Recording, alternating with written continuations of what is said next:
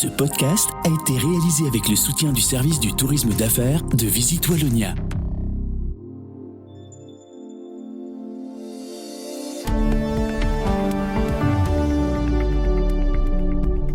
Vous écoutez Z sur 7, le podcast quotidien de Transcanal Z. Nous sommes le samedi 22 février. Votre podcast aujourd'hui est écrit par Léo Rochet et animé par Anne Marchand. Bonjour à tous et à toutes. Aujourd'hui, à la une de votre podcast, la région bruxelloise n'a toujours pas trouvé d'accord gouvernemental, une situation qui complique l'économie de la région et de ses entreprises. C'est important pour tout entrepreneur. Vous ne savez pas faire des affaires dans un moment d'insécurité. L'intelligence artificielle arrive dans le secteur de la construction, une avancée technologique qui pose question, mais qui a ses avantages. Donc aujourd'hui, l'intelligence artificielle ne fait pas en sorte qu'on recrute moins, mais fait en sorte que le personnel que nous avons, nos collaborateurs, peuvent être encore plus productifs qu'avant. Restez à l'écoute pour votre plein d'analyses quotidiennes.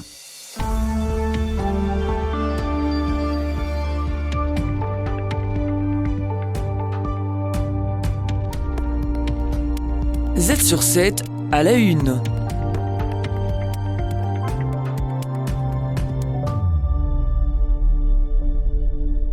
Huit mois après les élections, le gouvernement bruxellois n'est toujours pas formé, une situation qui présente un risque financier considérable pour la stabilité financière de la capitale et de ses entreprises, comme le constate Thierry Geerts, CEO de Bessie. On en a ras le gouvernement, tant les organisations syndicales que patronales, que d'ailleurs le citoyen.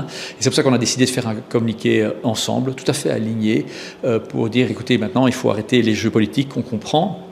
Mais maintenant, ça suffit, ça fait 8 mois. Mettez-vous ensemble, mettez-vous d'accord et arrêtez de dire que pour tel ou tel point, vous n'êtes pas d'accord de venir à table ou vous ne voulez pas négocier avec l'un ou l'autre. On n'a plus le temps. Les signataires alertent sur la gravité de la situation budgétaire et sécuritaire de la région bruxelloise. C'est important pour tout entrepreneur. Vous ne savez pas faire des affaires dans un moment d'insécurité. Thierry Geerts, toujours. Tout d'abord, les clients ne viennent pas, les touristes ne viennent plus, mais aussi les collaborateurs ne savent plus venir jusqu'au travail. Ils ont peur de prendre le métro, restent chez eux. Or, on sait que les entreprises fonctionnent mieux quand les gens viennent travailler régulièrement au bureau. Bessie, les syndicats, l'UCM et une quarantaine d'entreprises bruxelloises réclament des réformes urgentes. Aujourd'hui, Bruxelles dépense plus d'argent qu'elle ne gagne et ce n'est pas tenable, donc il faut faire des réformes. Alors, quel est le choix politique à faire ? C'est pour ça qu'il faut qu'il y ait quelqu'un à bord. Et je crois que tout le monde qui est dans ce communiqué, puisqu'on est quand même à 7 organisations, tant syndicales que patronales, à s'être groupées pour faire ce message. Nous n'allons pas dire ce qu'il doit faire, comment il faut le faire. Par contre, on rappelle que c'est impossible à résoudre sans avoir un capitaine à bord ou une capitaine à bord. La Banque Belfius alerte aussi les dirigeants bruxellois. La ligne de crédit de trésorerie de la capitale est réduite de 500 à 200 millions d'euros. Si la région ne forme pas un gouvernement rapidement, il sera de plus en plus difficile pour elle de trouver des financements externes.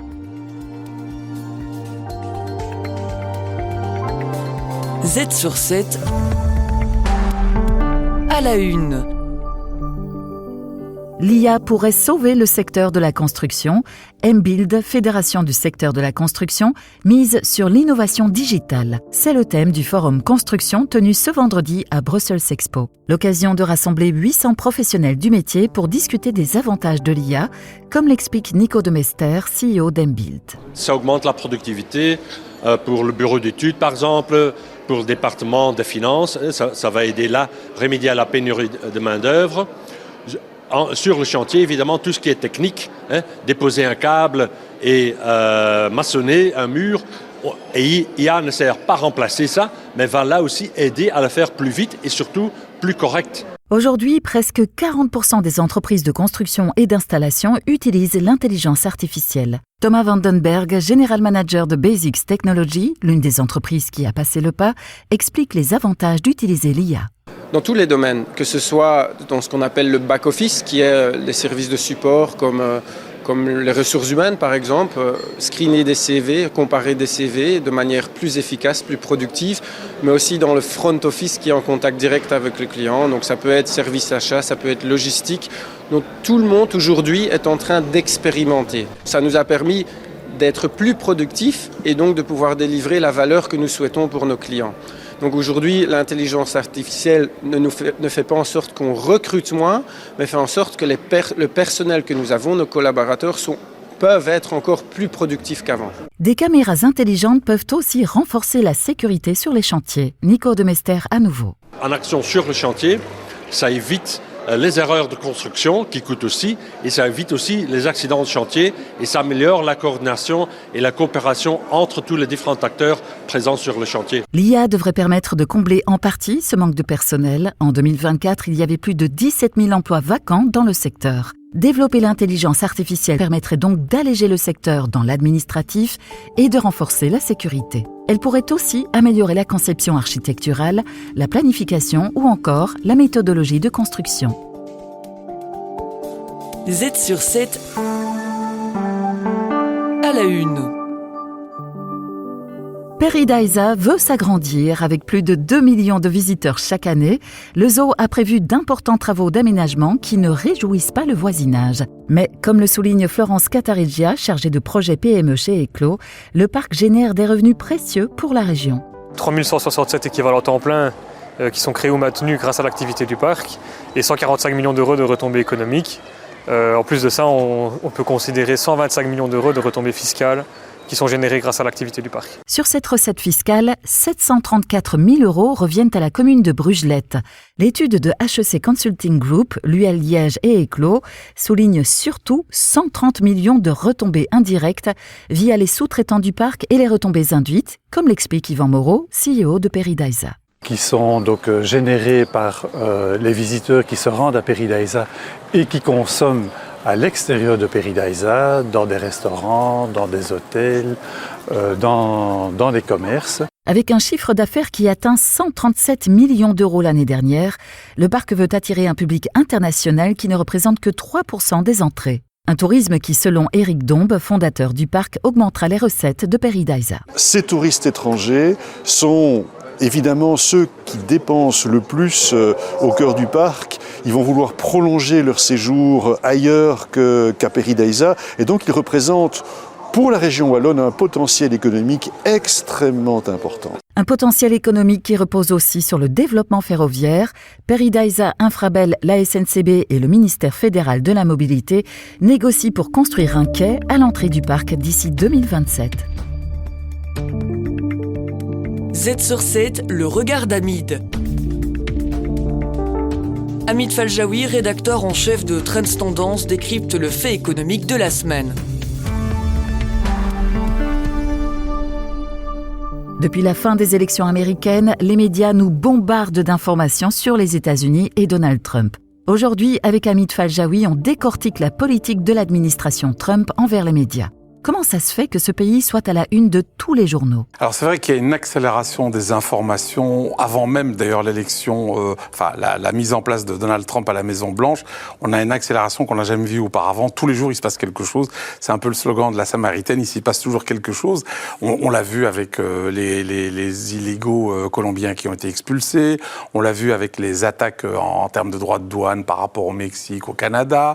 Et puis après, les volontés d'annexion du Canada, puis du Groenland pour les métaux rares qui y figurent ou qui sont dans le sous-sol de ce pays, puis alors aussi Metropa Panama, puis les 500 milliards qu'on allait mettre dans l'IA, ce qui n'est pas le même montant effectivement, et puis Gaza qui serait transformé en Riviera, enfin on n'en peut plus, et on se rend compte qu'en fait c'est une volonté délibérée de la part de Donald Trump et de son équipe, et on le sait comment, parce qu'en fait son ancien conseiller en communication, Steve Bannon, l'avait dit à l'époque, notre véritable ennemi, ce ne sont pas les démocrates, ce sont les médias. Ce qu'il faut faire, c'est les bombarder d'informations, de les saturer, de les noyer, de telle sorte que le citoyen, celui ou celle qui regarde les informations, ne sache plus ce qui est vrai de ce qui est faux. Et est-ce que cette saturation de l'information fonctionne ? Alors, ce carpet bombing, il n'y a pas que des Américains qui le font, mais eux, vraiment, ils excellent en la matière.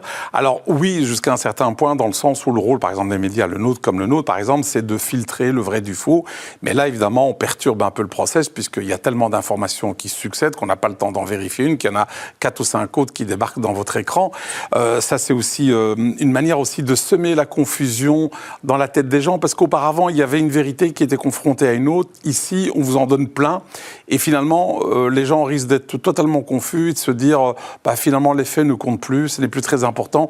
Et donc ça, c'est un danger, je dirais, au niveau de la démocratie.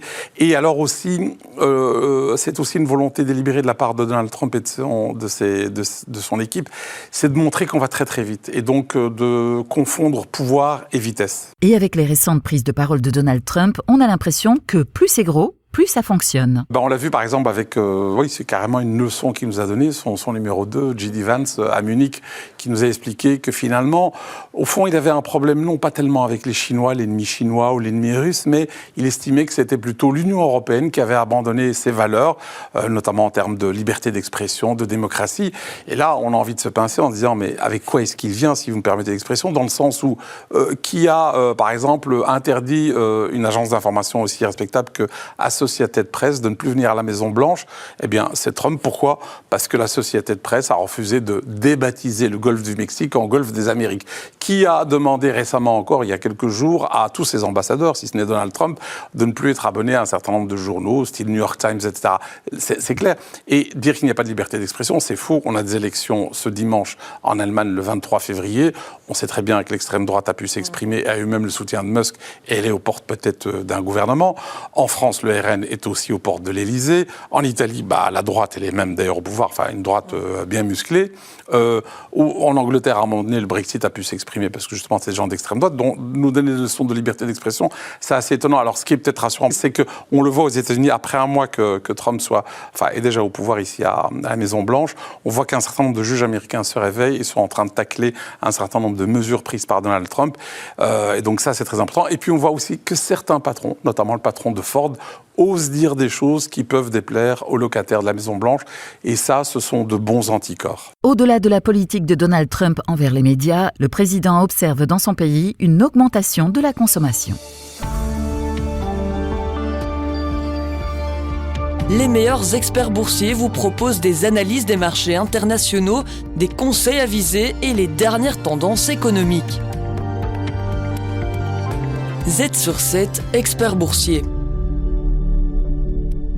Pour terminer cet épisode, Philippe Évrard de la banque Belfus donne son analyse sur l'augmentation de la consommation américaine et son impact sur les marchés. Alors, on sait que la consommation aux États-Unis, c'est 70% du PIB. Si le consommateur américain fonctionne bien, l'économie américaine fonctionne bien. C'est un credo qu'on entend depuis un certain nombre d'années. Walmart, qui est le leader numéro 1 en termes de retail, donc c'est-à-dire de grande distribution aux États-Unis, a communiqué ces chiffres qui ne sont pas si mauvais que ça. Ils restent plus ou moins stables. C'est un secteur qui est défensif, donc il n'y a pas de grosses variations. Par contre, pour la première fois, Amazon fait mieux que lui sur le dernier trimestre. Donc ça, c'est peut-être une source de questionnement. Mais par contre, les perspectives données par Walmart font un peu peur. Les consommateurs américains ne sont cependant pas à l'abri. On sait que le taux d'emprunt hypothécaire est de l'ordre de 20% aux États-Unis, donc c'est quand même une grosse part du revenu qui part là-dedans, et que les taux sur les cartes de crédit est également de 20%. Certains Américains n'ont pas fini de payer leur retraite de la Noël 2023. Vous imaginez, on est 1 an et demi après, 1 an pour être précis. Mais il n'y a pas que ça. Walmart voit que le consommateur va de plus en plus aller chercher des produits bon marché, donc ce qui va rogner sur ses marges. Qu'est-ce qui explique ça ? Évidemment les niveaux de crédit, mais ce sont également les perspectives économiques, c'est-à-dire les tarifs douaniers font peur également aux consommateurs américains. Et puis, est-ce que le consommateur va toujours avoir ses sources de revenus ? On sait la politique de Musk qui est à la tête du département DOGE, donc département pour l'efficacité gouvernementale. Et qu'il y va à la tronçonneuse, c'était l'image donnée hier. En fait, il coupe dans les effectifs et dernier service en date qui a été touché par ces mesures, donc la moitié du personnel du service de contrôle par rapport aux véhicules autonomes a été passé à la trappe. Alors on est un peu dans un conflit d'intérêts parce que Musk évidemment c'est Tesla, donc ça fait un peu questionner les marchés. Une situation à laquelle les marchés réagissent également, comme l'explique Philippe Évrard. Dans un premier temps, ils ont chuté. Le titre Walmart a vite perdu lors de 5 à 6%. Mais par contre, les marchés se sont redressés par la suite en se disant si le consommateur se tourne vers des produits bon marché, ça va jouer sur l'inflation qui devrait diminuer. On sait que l'inflation est aussi une source d'inquiétude.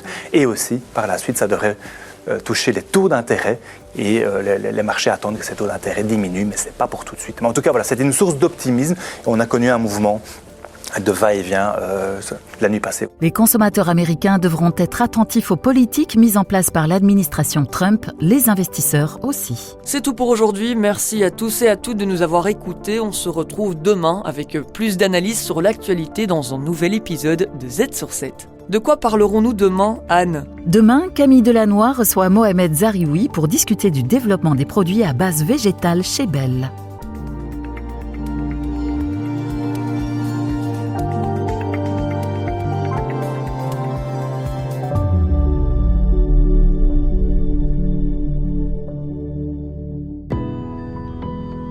La Wallonie est la destination idéale pour vos événements professionnels. Infrastructures de qualité, cadres inspirants et services personnalisés, séminaires, conférences ou congrès, mais également des idées pour vos team building. Profitez d'un environnement accessible, moderne et naturel. Rendez-vous sur visitewallonia.be.